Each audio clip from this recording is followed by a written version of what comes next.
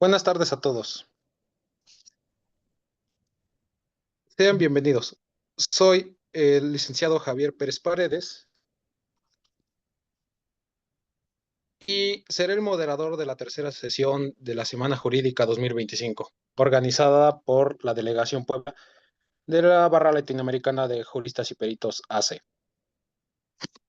Hacemos de su conocimiento que la Barra Latinoamericana de Juristas y Peritos AC forma parte de un convenio en colaboración con barras hermanas del Estado de México, como lo es el Centro Universitario de Estudios Jurídicos, la Academia Fiscal Mexicana, Colegio de Especialistas Fiscales AC, la Universidad de Mendoza, en Mendoza, Argentina, servicios multidisciplinarios de consulta,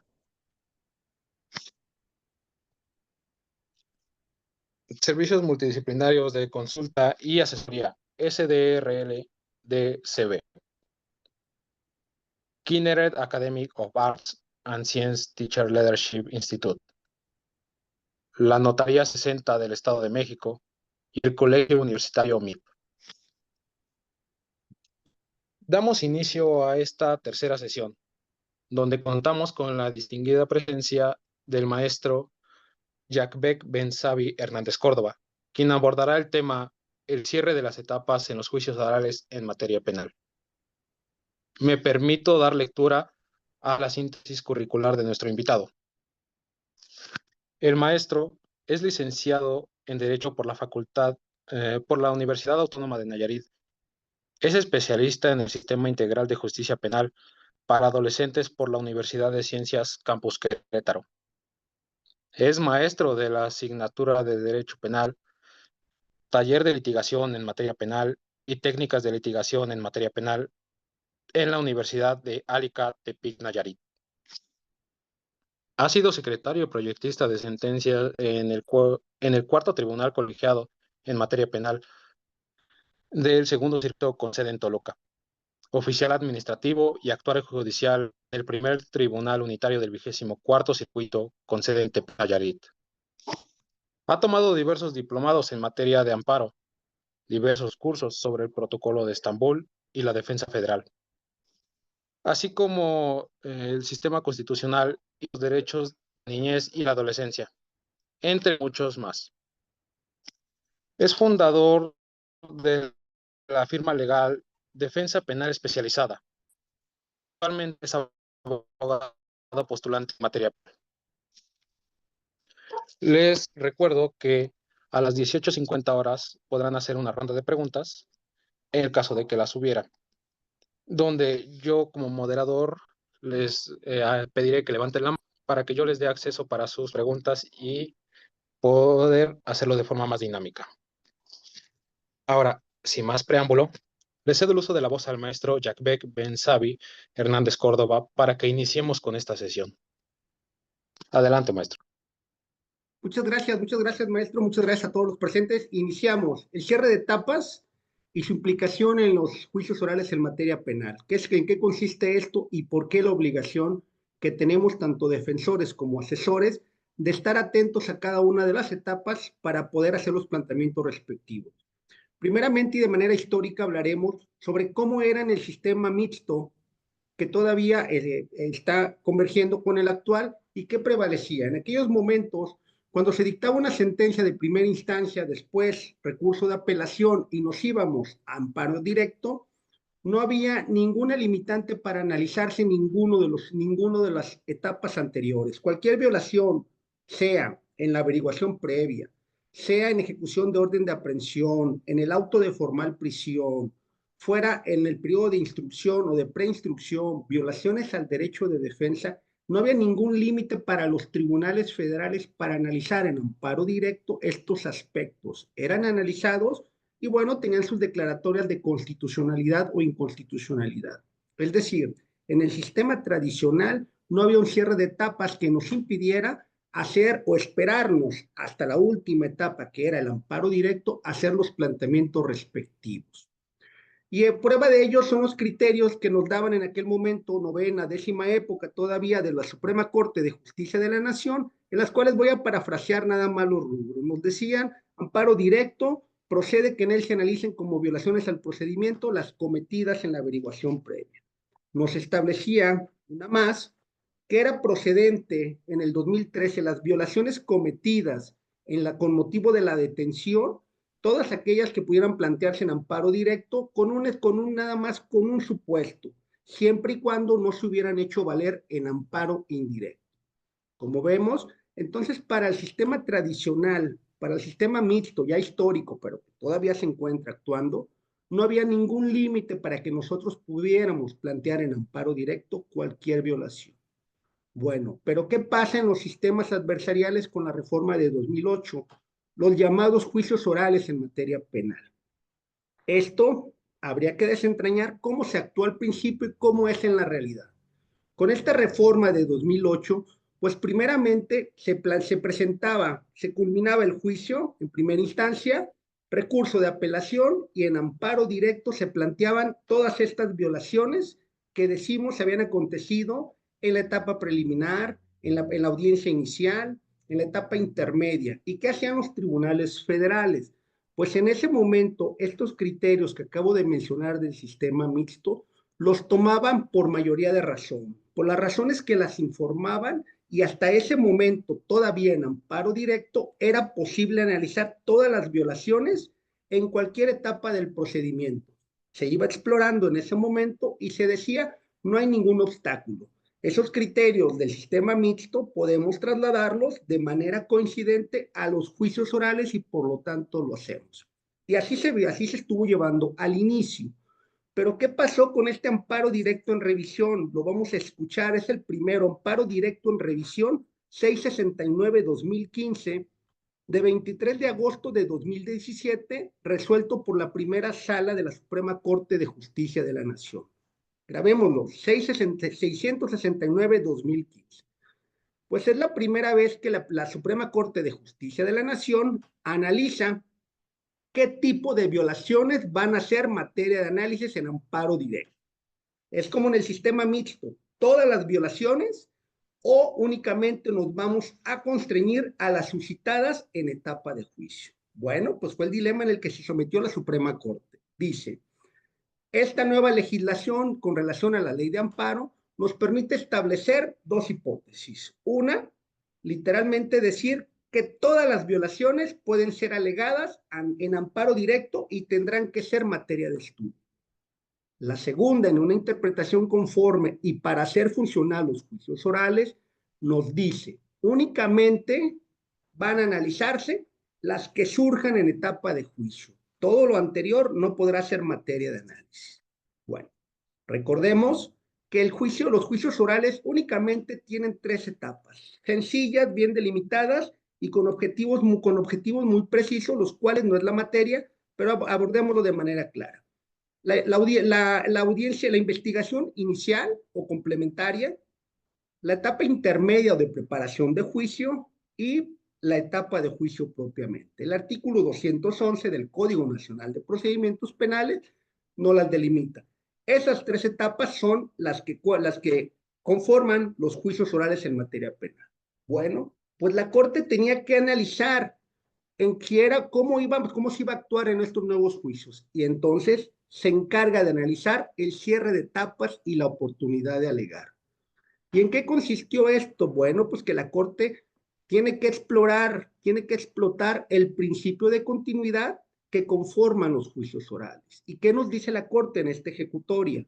Bueno, el principio de continuidad obliga a que aperturada una etapa se cierra, da vida a la siguiente sin que pueda regresarse, sin que se pueda retrotraer a aperturar la etapa anterior, nos dice. Por lo tanto, el principio de continuidad está diseñado para que el juicio avance y no se suspenda. Entonces nos dice la Corte, si en el momento procedimental, en la etapa correspondiente, no hacemos los planteamientos, no hacemos las objeciones, no podremos regresar, nos dice la Corte, al analizar cierre de etapas y la oportunidad de alegar. Bueno, también analizó en este amparo directo en revisión 669 qué tipo de violaciones podían analizarse en amparo directo que hubieran surgido en las etapas anteriores al juicio, como fueron en la investigación o en la etapa intermedia. Y también nos dice la Corte aquí mismo, no, esto no se puede analizar. El sistema debe ser funcional, el sistema debe ser para que las partes hagan valer todos sus planteamientos, todas sus inconformidades en el momento procedimental oportuno. Por lo tanto, la materia de juicio únicamente será lo que surja a partir del auto de apertura hasta el dictado del fallo, para resumir lo que sucede en un juicio. No es necesario y no es el tema de tenerlo en el desfile probatorio, alegatos de apertura, alegatos de clausura, incidencias que pueden surgir. ¿Y cuál fue el caso concreto que resolvió la Suprema Corte en este amparo directo en revisión? Bueno, analizó una alegación de incomunicación y tortura que se dijo habían ocurrido posteriores a su detención, es decir, que se habían suscitado en la investigación inicial, en la primera etapa del procedimiento penal. Y la Corte nos dice, no, esto no vamos a analizarlo. En los juicios orales, tratándose del amparo directo, nos reitera y nos confirma únicamente analizaremos lo que se suscite en juicio. Y dice la Corte, se cura en salud y dice, pero bueno, al tratarse de tortura, pues lo que tendremos que dar es vista a la gente del Ministerio Público para que se investigue únicamente como delito por parte de los agentes o de los elementos involucrados. Este punto es importante, fue el parteaguas de cómo debían resolverse los tribunales, cómo deberían resolver los tribunales federales. ¿Y qué pasó?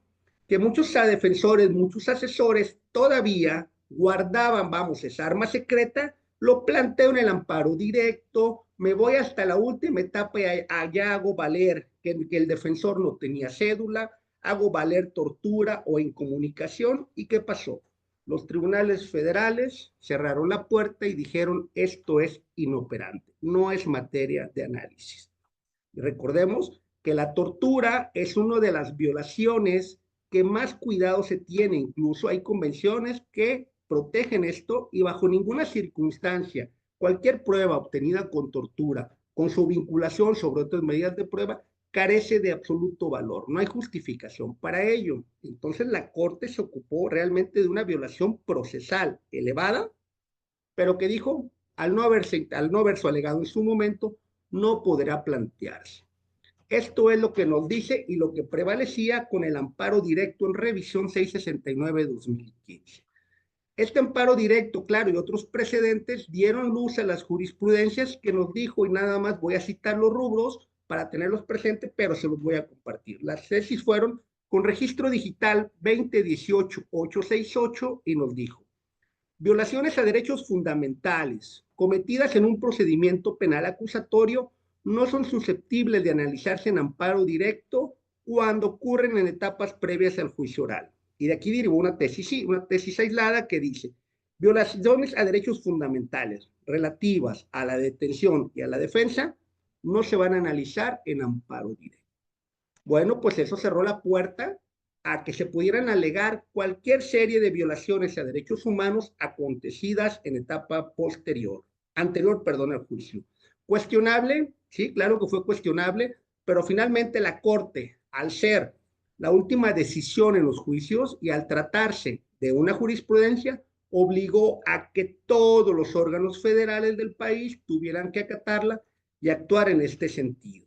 Esto fue en el amparo directo en revisión de 23 de agosto de 2017. Bueno, pues desde el 2017 sí veníamos actuando. Los tribunales federales se circunscribían a emitir estas determinaciones, cualquier planteamiento de violaciones en audiencia intermedia, en investigación preliminar, en investigación complementaria, en la audiencia inicial, control de detención, nada de eso era opinable, nada de eso era cuestionable en amparo directo y lisa y llanamente decían es inoperante de acuerdo a esta jurisprudencia 74-2018, de la cual derivó el amparo directo en revisión, no podemos analizarlo. Y así lo venimos haciendo. Pero ¿qué pasó con el amparo directo en revisión 7955-2013, perdón, 2019, de 23 de junio de 2021 y publicado el 17 de junio de 2022? Apenas hace un año y medio anterior. Pues emite la Corte, se aparta, eso le corresponderá a cada quien, ahorita lo veremos, determinar si subsiste el cierre de etapas, si la Corte se movió del cierre de etapas, si lo aniquiló o simplemente lo aclaró. En esta tesis dice la Corte, aclaración a la doctrina reflejada en el amparo directo en revisión 669-2015. Con una nueva integración, la Corte, ya no estando el ministro Lelo de la REA, entre otros nos dice, vamos a aclarar, se han generado muchas dudas, pareciera que dijimos que no se iba a analizar en amparo directo ninguna violación anterior y creemos que es importante aclarar. Y dice que pareciera que había que aclararlo, pero lo cierto es que una vez que le demos leída al amparo directo 669, no había nada que aclarar desde mi particular punto de vista. Las razones, los supuestos y las circunstancias de hecho y de derecho narradas ahí fueron muy, muy específicas y cerró la puerta a todo eso. Bueno, pues en este amparo directo, en revisión 7955-2019, la Corte examinó el derecho de notificación, contacto y asistencia consular en los procedimientos penales. Y esto deriva de que esta obligación, al igual que las violaciones en la detención, surgen desde la investigación inicial. Esta notificación consular, este derecho de asistencia consular, surge desde el momento que una persona extranjera es detenida en el Estado mexicano. Y bueno, pues la Corte desarrolla lo que nos dice, tenemos que aclarar. ¿Y qué nos dice la Corte? Divide esta ejecutoria en unos rubros muy sencillos. Primero, analiza las violaciones procesales cometidas en fases previas a juicio oral y nos dice desarrollo y aclaración de la doctrina reflejada en el amparo directo 669-2015. La Corte nos dice, en ese momento, hay dudas. Pareciera que a rajatabla dijimos que no se podían analizar y creemos que eso no es así. La Corte empieza a explicarnos que hay violaciones que se pudieron haber acontecido, que se hubieran haber suscitado en etapa anterior a juicio, pero nos dice, pero se materializan hasta la etapa de juicio. Se materializan en juicio y surgen al juicio a partir del debate entre las partes, a partir de que las partes dicen, oye, esa violación, si bien se suscitó, en este momento te estoy diciendo que diversos medios de prueba que esta circunstancia en particular se suscitó con violación a los derechos fundamentales. Entonces la Corte dice, bueno, no podemos a rajatabla cerrar esa puerta. Y nos dice, esta conclusión busca aclarar, dice la Corte en esta ejecutoria, lo que quisimos decir allá. No cerramos la puerta, no cerramos la puerta a analizar estas violaciones, sino que solamente se analizó en aquel supuesto que no todas las violaciones podían ser analizadas en amparo directo. Y bueno, pues termina por decirnos la Corte, no, tendremos que modificar y hace una serie de justificaciones desde mi punto de vista que dice, no se trata de que el cierre de etapa ya no prevalezca, sino que debe ser aclarado en este punto. Después de esto, la Corte analizó lo que era el derecho a la asistencia consular, que tendría que ser el primer contacto desde que una persona es detenida, que la asistencia inmediata y efectiva debe darse desde que una persona extranjera es detenida en el Estado mexicano, y que si no, esto hay violaciones al procedimiento que genera una violación y que puede generar la nulidad de todo lo actuado. Pero bueno, la Corte te analiza el caso concreto aquí en particular y qué nos dice. Bueno, analiza esta cuestión de la asistencia consular y nos particulariza, dice, bueno, en este caso se advierte en esta demanda de amparo que lo que se está reclamando es que no se le otorgó asistencia consular desde el momento de la detención. Y hago hincapié, desde la detención. En el amparo anterior, donde dijo el cierre de etapas, donde se pronunció, esa violación también se dio en la detención. En este caso en particular también, pero con la particularidad de que eran unas personas extranjeras. Si no me equivoco, creo que eran de nacionalidad colombiana.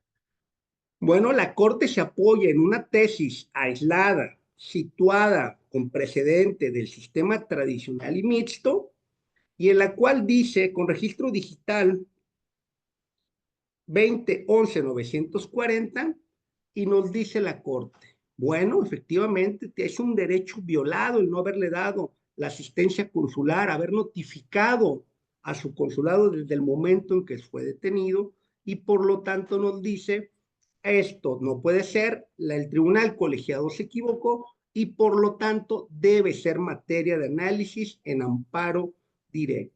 Y la Corte dice, aclara en este precedente y nos dice que sí puede ser materia de análisis una violación acontecida en etapa anterior al juicio, siempre y cuando sus efectos o sus consecuencias se materialicen en esta etapa de juicio a través de del contradictorio, de los argumentos, de las justificaciones que den las partes. Y concede el amparo para ciertos efectos que el tribunal colegiado analice si realmente hay noticia de ello o incluso que se analice la reposición. Ni siquiera la Corte asume en este caso la responsabilidad de emitir la dirección como es, sino que deja al tribunal colegiado que desarrolle todo lo que tiene que hacer para el caso de que considere que sí hubo violación. Bueno, esta ejecutoria nos da dos tesis que no son obligatorias, pero que sí nos permite establecer desde 2022 que la Corte tenía intenciones, dice, aclarar, para mí más bien separarse del cierre de etapas y lo modula. Nos dicen estas tesis que acabo de mencionar, una es el registro 20-24-867 y nos dice, violaciones procesales originadas en etapas previas a la del juicio oral que pueden ser analizadas en amparo directo, desarrollo y aclaración de la doctrina reflejada en el amparo directo revisión 669-2015. Y en otra nos dice que violaciones procesales cometidas en etapas previas al juicio sí hay posibilidad de analizarlas siempre y cuando se materialicen dentro de la etapa de juicio. Bueno, como podemos ver, primeramente analizado estos puntos, ahora lo cuestionable, lo que tenemos que resurgir, como dije, estos últimos pronunciamientos de la Corte no son obligatorios, no alcanzaron la votación para ser un precedente obligatorio, pero bueno, es la primera sala de la Suprema Corte de Justicia de la Nación y que podemos decir los tribunales colegiados en su mayoría los toman como obligatorio. Y entonces nos quedará a nosotros estar muy atentos de saber si de cada quien asumir, hacer los planteamientos, si realmente todavía hay un cierre de etapas, como se dijo en el 2017, o como se estableció ahora en el 2022, esta supuesta aclaración. De inicio, ninguna violación anterior al juicio iba a ser materia de análisis. Y con estos pronunciamientos, nos está estableciendo la Suprema Corte que sí puede haber estos pronunciamientos. ¿Qué varió entre un precedente y otro? Hay que dejarlo muy claro. Las dos violaciones se dieron en etapa de investigación inicial. Una se alegó tortura e incomunicación. Una persona de nacionalidad mexicana. En el otro supuesto se analizó el aviso consular, la falta de notificación, la falta de asistencia por parte de su consulado. En este caso eran personas extranjeras, nacionalidad diferente a la nuestra, y por lo tanto la Corte ahí hace una protección diversa. En el primer precedente hace hincapié en por qué el principio de continuidad es irreversible. Si se cierra una etapa, se abre la siguiente y no hay posibilidad de actuar en contrasentido. En este segundo precedente, la Corte no se encarga de ello. En el primer precedente, la Corte no analiza por qué la tortura, que es un régimen realmente de una protección superior, en el caso no justificaba, ni siquiera justificaba su análisis en amparo directo. En este segundo precedente, la Corte sí desarrolla la ausencia de la obligación del aviso consular, de la notificación consular y sus consecuencias de no hacerlo. Es decir, son casos, no son iguales, tienen sus particularidades, pero las violaciones acontecieron en la misma etapa, sin embargo, la Corte actuó en diversos sentidos. Habría que analizar y ya nos corresponde a cada quien ver cómo vamos a actuar en cada caso en particular. Lo que sí se debe sugerir es tener la escucha activa para hacer, yo recomiendo, los planteamientos en cada una de las etapas. Ejemplo, si estoy en audiencia de control de detención, Es en este momento donde tendré que hacer los planteamientos derivados con flagrancia, con caso urgente, con demora en la puesta a disposición y bajo ninguna circunstancia voy a creer que con esta tesis puedo hacer el planteamiento hasta amparo directo. Seguro lo tendré que hacer con esta tesis mientras no se la Corte no determine dejarla sin efecto, separarse de ella o modificar este criterio. Sin embargo, yo creo que este sistema efectivamente está diseñado. Yo sí comparto el cierre de etapas, que desde mi particular punto de vista, eso obligaba a que tanto asesores como defensores fuéramos muy hábiles para hacer los planteamientos respectivos en cada una de las etapas donde nos encontráramos.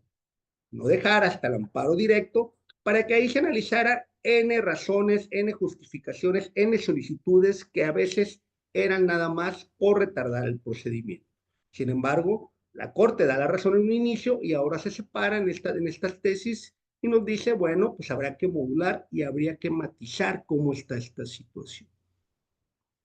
Javier, no sé si habrá alguna duda, alguna pregunta en este momento o ampliamos. Sí, claro, maestro. Nos la hacen llegar aquí en el chat. Fernando Tetzilacancín Valle nos pregunta, en los asuntos en general, ¿no será que no se detiene a atender asuntos suscitados en la inicial o intermedia, porque hasta ese momento no existe una afectación directa al quejoso?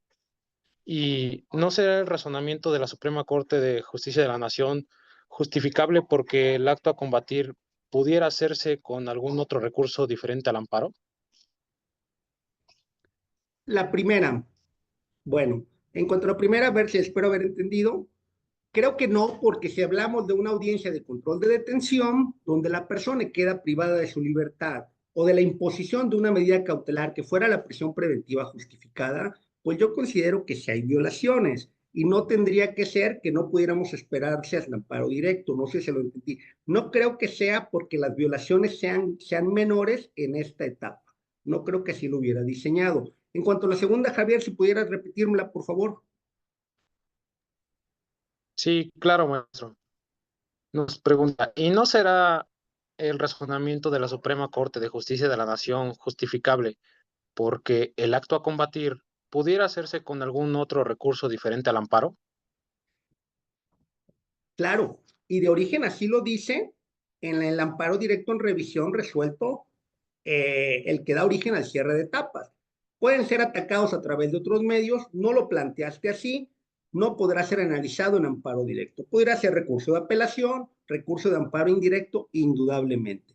Pero en este segundo supuesto, ya el que prevalece ahorita como tesis no obligatoria, no nos dice eso la Corte, sino que la Corte nos dice, es una violación que no me la plantearon en todo el juicio, en todo el procedimiento no se planteó, pero me la vienen a plantear a mí como tribunal colegiado federal y en este caso la Corte en sustitución. Bueno, pues vamos a analizarla porque se dice, se suscitó en etapa anterior, pero se está materializando a través del contradictorio en esta etapa y lo analizamos. No creo que en este caso sea esa ahora sí, la justificación de la Corte.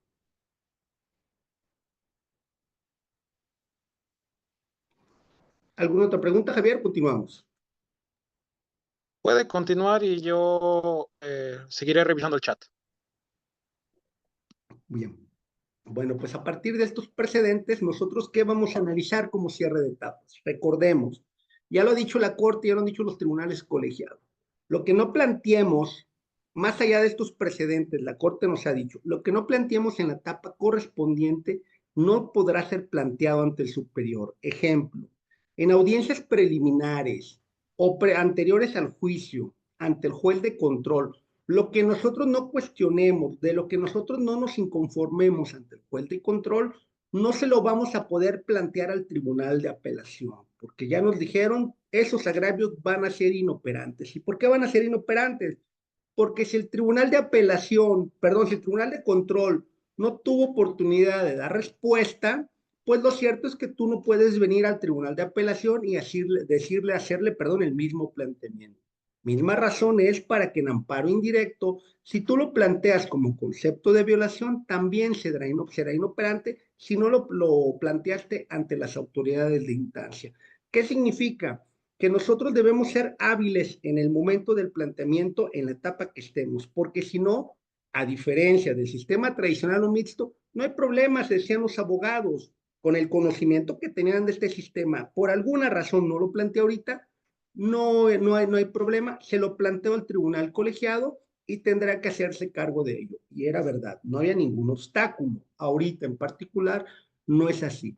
Lo mismo nos dice este cierre de etapas. Analiza lo que es el cierre de la investigación complementaria.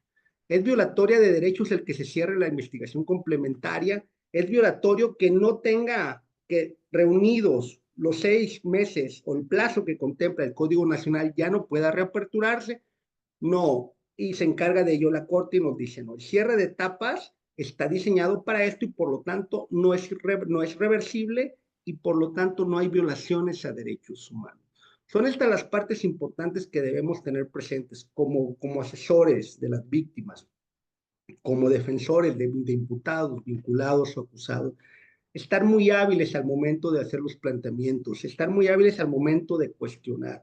Aunque nosotros creamos que eso no estamos tan de acuerdo con la decisión, tenemos que ahí someter el planteamiento, que el juez de control se encargue de ello, aunque no nos dé la razón en ese momento, pero con el solo hecho de que nosotros lo hubiéramos planteado y que la instancia superior analice que ese planteamiento derivó ante el juez de origen, va a ser materia de que nosotros lo estudiemos.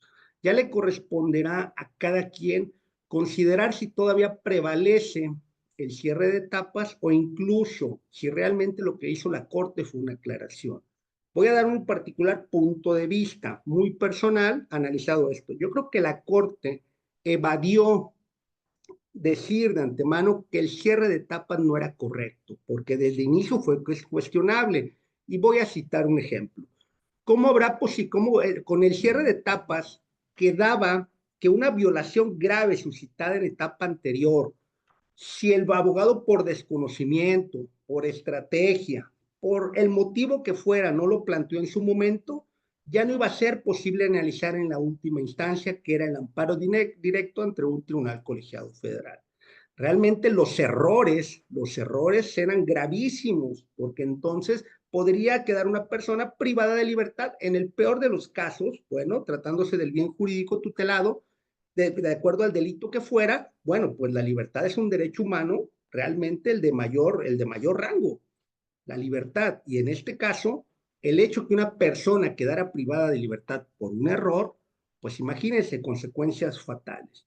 Sin embargo, la Corte en esta aclaración, más allá de aclarar, yo creo que se separa, dice y justifica, y deberemos dar una lectura integral a este amparo directo, donde nos dice, la Corte se encarga de justificar más allá que declarar por qué el cierre de etapas no es tan tajante, por qué puede ser modulado.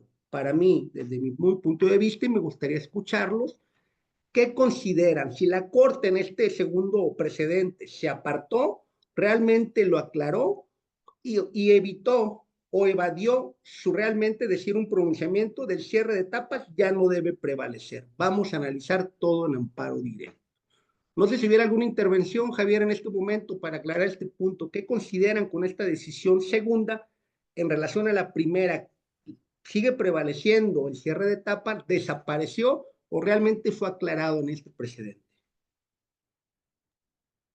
Pues si alguna persona tiene alguna duda, lo invito a levantar la mano. Si no, daré paso a leer una pregunta que nos hacen llegar al chat, la cual es, la ley de amparo, si nos dice que tratándose de privación ilegal de la libertad, tortura o deportación, puede tramitarse en cualquier momento. O no necesariamente debe esperarse hasta la etapa de juicio, pues dicho razonamiento se contradice con la norma general. Bueno, pero es que están hablando ahí de tortura en comunicación fuera de procedimientos. En cualquier momento es procedente el amparo indirecto, es indudable. Aquí estamos hablando, es otro aspecto, es otra cuestión distinta. Estamos hablando de una tortura que se suscitó ante la gente del Ministerio Público, vamos a llamarlo por elementos policiales, pero que su planteamiento se hace solamente ante amparo directo. Son cosas, sí, que el acto reclamado se puede atacar en cualquier momento, sí, la tortura y la incomunicación, pero puede ser que en este supuesto la tortura se analice únicamente como delito, con vista a la gente del Ministerio Público, no como su impacto en el proceso. Son cuestiones distintas. Creo que no hay ninguna contradicción. Muchas gracias. Ahora, ¿alguien tiene alguna duda? Lo invito a levantar la mano. Sí, profesor, le doy el uso de la voz. Yemka. Muchas gracias, buenas tardes a todos los asistentes, señor ponente, muy buenas tardes. Buenas Un tardes. comentario, yo considero que este sistema actualmente establece las etapas que usted magistralmente ha hecho mención en su ponencia, considerándolas como una serie de esclusas, es decir, se va abriendo una, se cierra y se abre inmediatamente la siguiente sin que exista la posibilidad de regresar a la anterior. Y de alguna forma, pues algunas de las preguntas que le formularon a usted se refieren a la tramitación del amparo por alguna violación que pudiera haber existido en las etapas. Concretamente me refiero a la etapa inicial, en audiencia inicial, considerando que se tramitara el juicio de amparo, perdón, que se dictara un auto de vinculación, pues habría la posibilidad de promover el amparo contra ese auto de vinculación y en virtud de haber sido materia de dicho juicio de amparo, pues ya no sería necesario que esto se revisara nuevamente en amparo directo. Considero que por ese motivo la Corte se pronunció en el sentido de que únicamente se tratara el juicio de amparo directo respecto de todas aquellas violaciones cometidas dentro de la etapa de juicio. Esa es la idea que yo considero y que yo sometería a su consideración. Es cuanto, maestro. Sí, muchas gracias. Muy interesante, muy buena pregunta. Efectivamente, yo creo que de inicio la Corte, cuando hace el cierre de etapas, permite, infiere, bueno, cada etapa en lo particular tendrá sus recursos, si son apelables, o el amparo indirecto, en caso de que sea, para que así lo vayan instrumentando, para que esto sea ágil, para que no estemos en aquellos juicios, en aquellos sistemas donde había en el mixto en amparo directo una reposición de un asunto donde la averiguación previa había sido a 15 años atrás y que se reponía porque el defensor no tenía cédula, porque no, porque había declarado, había confesado con persona de confianza por la Cámara de Gesell, entre otros aspectos que se reponía. Yo creo que sí, así estaba diseñado y yo lo comparto el cierre de etapas. Definitivamente, yo soy una de las personas que sí lo comparto. Pero, ¿qué sabor de boca nos deja, vamos, este segundo precedente donde la Corte dice, bueno, ya no es, vamos a aclararlo, dice, yo no considero que lo aclaró, yo creo que lo modificó, yo creo que se separó y la Corte no agarró, ahora sí, con su mano izquierda, decir, no, el cierre de etapa ya no está. Eso vamos a revisar todos, somos la Corte, siempre somos a la última decisión y a nosotros no nos van a decir que no vamos a decidir y a involucrarnos en todo. Creo yo que así era de origen, ¿verdad? Excelente pregunta, pero ya no creo que esté en este momento. Gracias, muy amable. Bien, pues como vemos, bueno, no sé si hay otra pregunta, Javier, adelante. Gracias, maestro Juan Manuel. Permítame, maestro Jake. ¿Alguien más tiene alguna otra pregunta? Puede levantar su mano. Bueno, sé que no tenemos Continuamos. ningún otro cuestionamiento y si tienen algún otro cuestionamiento pueden hacerlo llegar al chat y yo sí, en cualquier momento se lo hago llegar al maestro. Puede continuar, maestro Jack Beck. Adelante, muchas gracias por sus, ahora sí que no tanto preguntas, creo que esto es una retroalimentación, lo que estamos platicando el día de hoy no es algo que no se supiera, no es algo novedoso, más que nada es un intercambio de cómo se da la situación. Y esto nos permite a todos afianzarnos y en que debemos tener muy presentes lo que el famoso cierre de etapas representa, las implicaciones y la obligación que a nosotros como defensores o como asesores nos descarga en cada una de las audiencias, en cada una de las etapas. Por ejemplo, tratándose en la audiencia inicial, se dictan 3 determinaciones por regla general. Control de la legalidad de la detención, vinculación a proceso y medidas cautelares. Bueno, la Corte lo dijo ya hace mucho tiempo, pero habrá que recordarlo, que si nosotros presentáramos un amparo directo, bueno, ahora ya hay recurso de apelación con las reformas de enero de 2024, si no me equivoco, pero bueno, anteriormente se podría presentar el amparo directo, pero si yo en amparo indirecto, perdón, reclamaba únicamente la vinculación a proceso y la imposición de medidas cautelares, pero no reclamaba como acto reclamado destacado la determinación emitida en la audiencia de control de legalidad de detención, esta no se iba a analizar. Contrario al anterior sistema, cada una de ellas se dictó en su momento, en su etapa, cumplió con su objetivo y ya los tribunales federales no se iban a encargar de analizar. Ahora sí que vamos por combo, tú dime qué audiencia es y yo te resuelvo. No, dime exactamente qué es lo que quieres que revise y yo lo voy a revisar.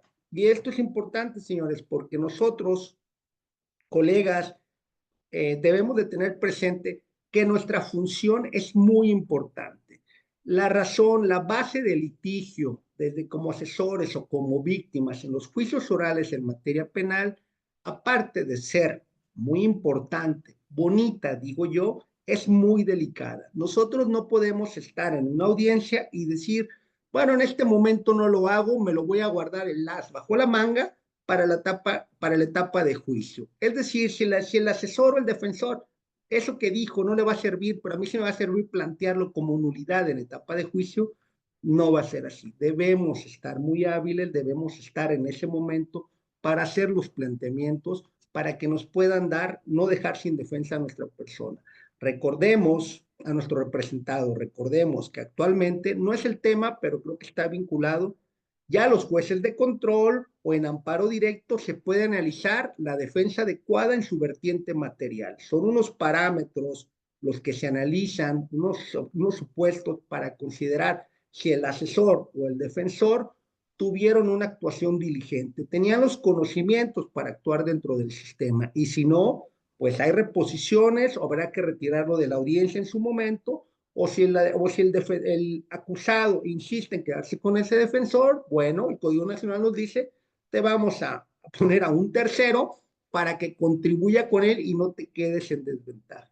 El cierre de etapas es importante, por lo mismo, este tema me pareció interesante abordarlo, porque creo que nada más nos debe de servir para estar atentos. Lo que tengamos que plantear, planteémoslo en su momento y hagámoslo valer vía agravio o vía concepto de violación. No nos esperemos al amparo directo porque va a ser un grave error y no va a ser subsanable y por lo tanto vayamos preparados, conozcamos nuestro expediente, tengamos planteada nuestra estrategia de litigio para dar el mejor resultado. Adelante, Javier, veo por ahí algunos comentarios. Así es, maestro. El maestro Jesús Ramírez Aparicio nos pregunta, al cierre de las etapas, al cuestionar los hechos y se encuentra material probatorio deficiente, ¿dónde queda la perspectiva de género en materia penal? ¿Cómo se aplica si ya fueron cerradas las etapas? Bueno, la perspectiva de género, primero, es una metodología que se debe aplicar para regular aquellas diferencias que se puedan encontrar por cuestión de género, por cuestión étnico, por otras razones. La perspectiva de género no le da la razón a quien la plantee, es una metodología para modular. La perspectiva de género está sin que se haga valer de oficio los tribunales, los órganos jurisdiccionales, órganos federales deben analizarlo, claro, siempre y cuando haya materia o estemos en un supuesto para analizarse, pero la perspectiva de género no lleva a que cerrada una etapa tengamos que abrirla porque en su momento la autoridad no la analizó. No tiene ese alcance la perspectiva de género.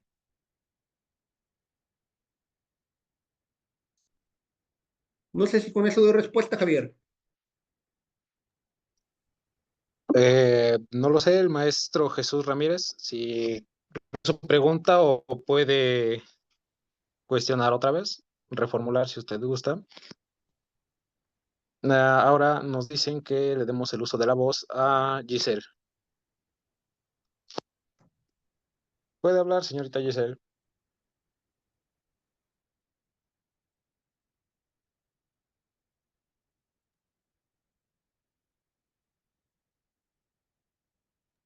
Adelante, vamos. Todavía tenemos tiempo. Me dijeron que todavía tengo como 7 minutos.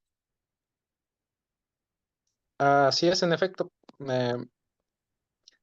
Me parece que no hay ninguna otra respuesta, ninguna otra pregunta. Entonces, ¿puede continuar, por favor, maestro Jack Beck? Bien. A manera de conclusión, para no ser tan reiterativo en esto, bueno, entonces, iniciados los juicios orales, no había cierre de etapas y los tribunales federales, yo trabajando en uno de ellos, en el Estado de México en ese momento, analizábamos todas las violaciones que nos plantearan, desde la audiencia inicial hasta etapa de juicio, ¿correcto? No tendríamos ningún obstáculo y decíamos en ese momento, aun cuando nos empezábamos a cuestionar, pero bueno, de origen, aplicábamos estos criterios del sistema mixto, violaciones en la averiguación previa, cámara de Gesell, persona de confianza tratándose de una confesión, violaciones en la detención, todo eso, y se analizaban y bueno, se hacía la calificación correspondiente, fundados, infundados, concesiones, se negaban, depende del supuesto.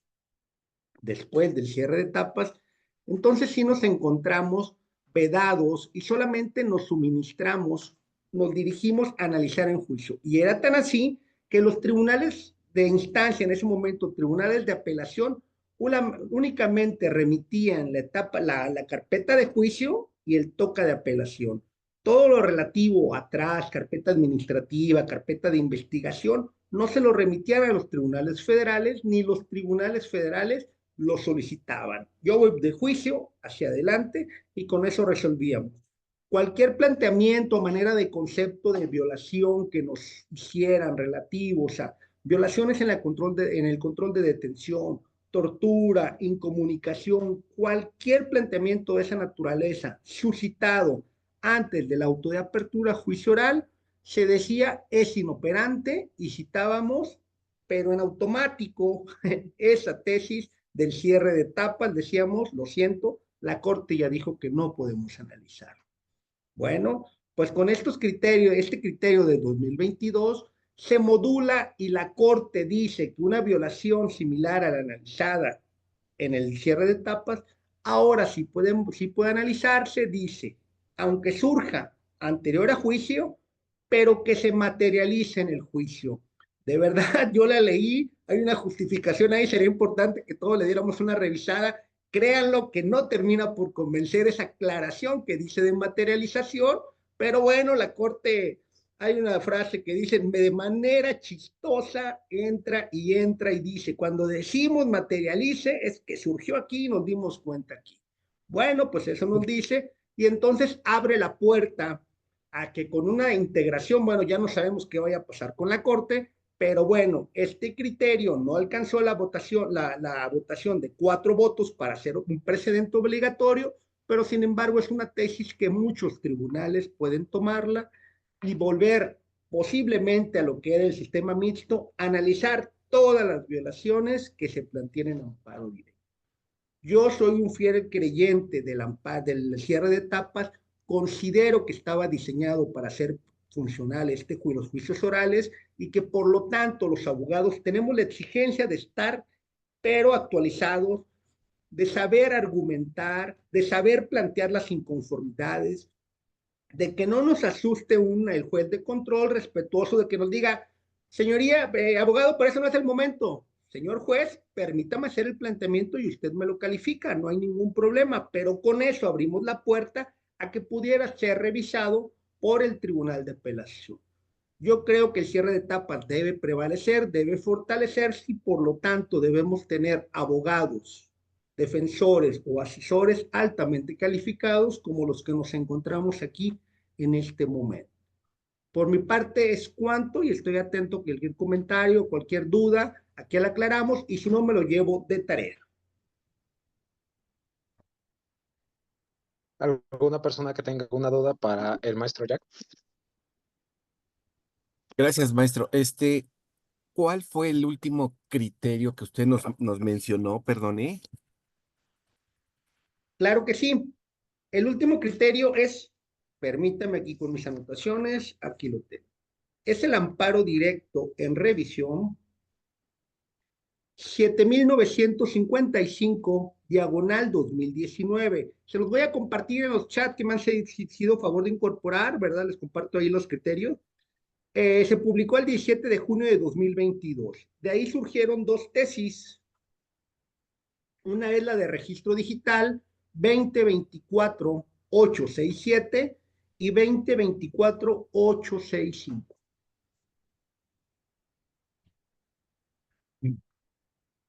Sí, gracias, maestro. Es que a mí me llamó la atención esto y yo hice lo que es la cuestión de juzgar con perspectiva de género. Y esto le comento por qué.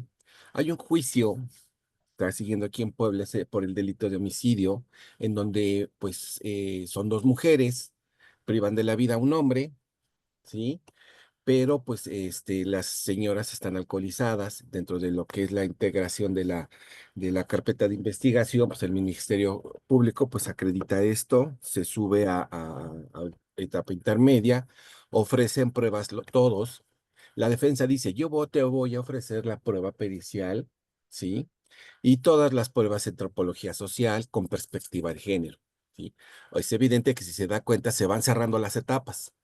Llegan a juicio oral y el juez la defensa le dice, ¿sabes qué es? Juez, tú tienes que juzgar con perspectiva de género y por tanto, pues te obligo que pues analices como tal. Ok, y pues el Ministerio Público callado. Pues dices, bueno, pues ¿qué es la perspectiva de género? Porque que es raro que la lleguen a manejar los ministerios públicos. Pero entonces, obvio es que pues ya agotada todo su periodo de pruebas, como usted dice, y pues ya se agotó, ya se agotaron las fases probatorias, se desahogaron todas las pruebas. Pero entonces el juez dice, bueno, ok, vamos a juzgar con perspectiva de género. Y órale, ¿sabes qué? Ministerio Público juzga con perspectiva de género, pues te doy libertad probatoria para que, pues ahora sí, tú hagas tus comentarios. El Ministerio Público se abstiene. Pero pues vaya, tenemos en consideración que atendiendo a los principios de la justicia penal, de inmediación, el juez advierte una cuestión, dice, bueno, dentro de la pericial, pues te dices que una de las partes, la pericial en antropología, en psicología ofrecidas por la defensa, el mismo defensor dice, y su perito dice, no, ¿sabes qué? Es que una señora de estas que privó de la vida al hombre, pues tiene un cierto retraso, ¿sí? Un cierto retraso, pero no fue advertido, pero ya están cerradas todas las etapas. Entonces el juez dice, bueno, pues entonces juzgando con perspectiva de género, y así lo establece la jurisprudencia de la 2011-411, 2011-430 te dice, bueno, te voy a decretar la prueba pericial en psiquiatría precisamente para poder visualizar esta, este, esta vulnerabilidad que presenta una de los probables responsables. Entonces la defensa es evidente que pues se saca de su balance porque no la veía venir por parte del juzgador y se opone y promueve un recurso de revocación y pues el juez de juicio oral pues se lo desecha, ¿no? ¿Por qué? Porque dice, es que no ha lugar porque atendiendo a las constancias y a la vulnerabilidad que presentan, pues yo estoy obligado a juzgar con perspectiva de género en términos de la deficiencia del material probatorio y así lo establece claramente, ¿no? La jurisprudencia y ordena esa prueba. Entonces la defensa, no, ¿cómo es posible? ¿Me vas a revictimizar a la señora? Le digo, no, pero es que no te puedes revictimizar algo que te puede inclusive en un momento dado favorecer o te puede perjudicar. Entonces es por eso que yo le comento esto. ¿Dónde queda la perspectiva de género en tratando de este tipo de asuntos penales? Y ahí sí, si ya se declararon cerradas las instrucciones, las etapas de, de cada etapa en materia penal, entonces el nuevo paradigma de juzgar con perspectiva de género destroza todas esas, ¿sí? Al advertir una vulneración. Esa es mi gran duda, maestro. Gracias. Gracias, Jesús. Espero haber captado, ¿verdad? Tomé nota. Bueno, número uno, yo no advierto que se haya aperturado otra etapa. Entiendo que se ingresó como un amparo directo, se advirtió esta violación y se le dan lineamientos al juicio oral para que analice con perspectiva de género. Bueno, Lo cierto es que no estamos hablando de una regresión de etapas. La perspectiva de género obliga a que efectivamente de manera oficiosa los juzgadores puedan realizar traer pruebas de oficio, de manera oficiosa llegar al caudal probatorio en caso de que lo vean deficiente. Máxime cuando consideran que efectivamente una de las partes se encontró en desventaja y por lo tanto se ejecuta esta herramienta para modularlo, pero que no creo que estemos que con la perspectiva de género choque con el cierre de etapas, sino que más allá el cierre de etapas y la perspectiva de género es una herramienta en todo el juicio, eso indudablemente, pero no va a ser que con perspectiva de género, ¿sabes qué? No se juzgó con perspectiva de género, vamos a aperturar hasta la etapa intermedia para que pueda allegar pruebas. No es así, sino que el juzgador, que realmente los jueces de control, cuando menos por regla general, no analizan esto hasta que un tribunal federal realmente les ordena, pero no creo que esté chocando, no creo que es con el cierre de etapas y la perspectiva de género sean cuestiones que choquen, no son cuestiones, para mi punto de vista, distintas, no sé si alcancé a captar. Sí, preciso, es un juicio eh, que no se ha ido a amparo. Ok, Si el mismo juez de oral penal, pues en su fase proactiva, pues él la decreta, ¿no? Y esto está sucediendo aquí en Puebla. Comento esto porque, pues vaya, son factores novedosos que inclusive tanto para la defensa como para los ministerios públicos y atendiendo a lo que es el análisis de contexto del proceso, pues sí les causa sorpresas, ¿no? Porque pues, pues la autoridad tiene estas facultades, ¿no? Para decretar las pruebas en términos del párrafo tercero de esta jurisprudencia en comento. Entonces es interesante porque si si la defensa puede plantear un, un análisis, ¿verdad? Con perspectiva de género, tendientes a demostrar que no se cometió el ilícito, o si se cometió, pues vaya, fue en defensa, vaya, no lo sé. Con este análisis de contexto, pues, inclusive puede llegar a peligrar lo que es la defensa del, por así, pues de estas personas, ¿no? Porque se puede llegar a descubrir ahora sí que lo que es la verdad material, ¿no? Gracias, maestro. Excelente su ponencia. no, muchas gracias, la intervención muy interesante, de verdad, este planteamiento, y sí, efectivamente, recordemos, la perspectiva de género no le va a dar la razón a quien lo haga valer. Perspectiva de género es una herramienta que utilizará el juez de control, se llegará de pruebas oficiosas y podrá determinar incluso de que la persona que lo haya hecho valer. Eso no le da ningún derecho a la parte que no hay ninguna adquisición procesal en ese sentido. Gracias. Muchas gracias. Javier, ¿tenemos algo pendiente? ¿Tenemos alguna otra intervención? ¿Ninguna? Tú dime, por favor. Pues, si nadie más tiene alguna otra pregunta, yo quisiera hacer una última pregunta, y es, después del último pronunciamiento de la Suprema Corte de Justicia de la Nación, ¿podemos afirmar que prevalece el cierre de las etapas en los juicios orales? No, yo creo que no, pero este último pronunciamiento no es obligatorio. Pero para mí la Corte evadió decir que el cierre de etapas ya no iba a prevalecer. Esa sería mi respuesta. Personal, mi punto de vista, cuestionable, ¿verdad? Puede compartirse o no, pero esa es mi decisión, punto de vista, sí, claro. Sí, bueno, y bueno, en este orden de ideas, le agradecemos a nuestro distinguido invitado, el maestro Jack Beck Hernández Córdoba, por su excelente exposición sobre el tema, el cierre de las etapas en los juicios orales en materia penal. Esperamos prontamente tenerlo otra ocasión aquí en la barra latinoamericana. Y en este orden de ideas, los esperamos el día de mañana, jueves 16 de enero de 2025, en la cuarta sesión de esta Semana Jurídica 2025, en punto de las 18 horas, donde contaremos con la presencia del maestro Juan Manuel Camarillo, quien abordará el tema regresividad disfrazada en reformas. Tengan buena noche a todos y recuerden, donde impera la justicia, el derecho prevalece.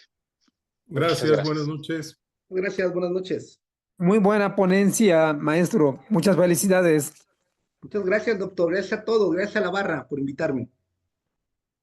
Gracias a todos. Muy buenas noches y nos vemos el día de mañana. Un abrazo.